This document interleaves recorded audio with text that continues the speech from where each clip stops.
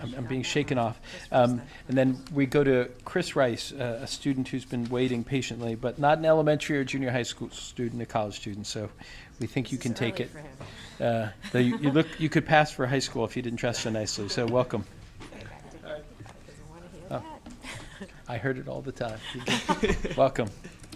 Thank you so much. Good evening, Chairwoman Schlossberg, Chairman Fleischman, and distinguished members of the Education Committee.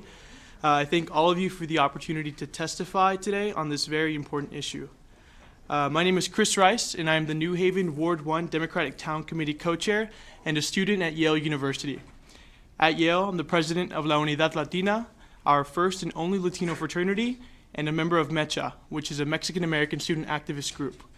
I'm also the founder and executive director of A Better Hand, a Houston-based student-led organization that's dedicated to increasing access to higher education for low-income students of color. I've dedicated myself to the advancement of the Latino community, and I firmly believe that education is essential to the fulfillment of our people. As such, I come to you this evening in support of Senate Bill 379 because I'm convinced that this bill will help make certain that our children get the great educators they need to succeed in the classroom. I want to start off by saying that every child, regardless of race, wealth, or zip code, should have access to the great teachers and principals that we know can change their lives. They are the backbone of any effective educational system. In fact, we know that teachers and principals are the two most important factors that impact student achievement that a school can control for. So when we talk about narrowing or pervasive achievement gaps today, I ask you all to join together just as you did last session. Just a few short months ago, you all worked diligently and passed Public Act 15108, an important piece of legislation designed to improve teacher preparation programs and our state's ability to recruit and retain effective teachers of color. You recognize that having nearly half of a student population as students of color, but only or less than 10% of teachers of color simply didn't add up. And when you consider the positive impact of diversity in the classroom, you all recognize that it was educationally unsound not to try and improve our ability to recruit candidates of color to teach in Connecticut schools.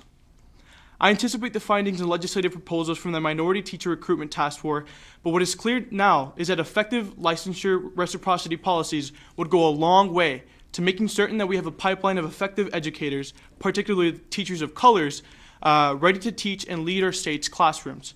No child should be unfairly denied their access to a quality teacher, but one could argue that the lack of diversity in our persistent subject shortage areas, such as mathematics or bilingual education, shows that we must do more. Connecticut's teacher certification policies and educational policy at large have made great progress in recent years. We can't turn back now. We must continue on the efforts made last session to improve the training, preparation, and diversity of our teaching workforce. When we do that, we can help close our persistent achievement gaps, create an education system that actively recruits effective educators to lead our classroom, ensure our most vulnerable children have role models in the schools that they may see themselves in, and ultimately create a positive educational environment in our classrooms where our children can learn and shine. With that, I conclude by stating that my firm support in Senate Bill 379. Thank you. Thank you.